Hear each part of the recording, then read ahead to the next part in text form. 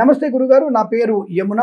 నేను 4th month pregnant. నేను సుబ్రహ్మణ్య కరావలంబ స్తోత్రం 8 టైమ్స్ నిన్న ఈవినింగ్ చదివాను. ఈ రోజు తెల్లవారుజామున నాకు పాము కనిపించింది నిద్రలో. దాన్ని చూసి నేను భయపడి వెళ్తున్నట్లు, స్నేక్ని చంపొద్దు అని నేను అరుస్తున్నట్టు కల వచ్చింది. గురుగారు, దయచేసి దీనికి ఏమైనా దోషం లేక మంచిదేనా చెప్పండి.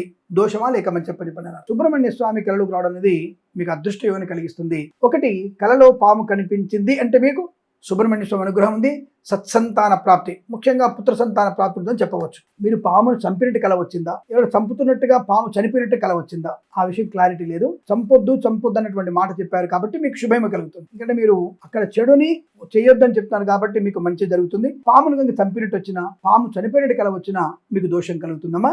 ఆ విషయాన్ని గమనించుకోండి. మరొక్కసారి తప్పకుండా మీరు సుబ్రహ్మణ్య స్వామి కరావలంబ స్తోత్రం అని చదవండి. ప్రశాంతంగా అష్టోత్తరం చదువుకోండి. పండంటి సంతానాన్ని కంటారు మీరు. శుభమస్తు, అఖండ ఐశ్వర్యమస్తు.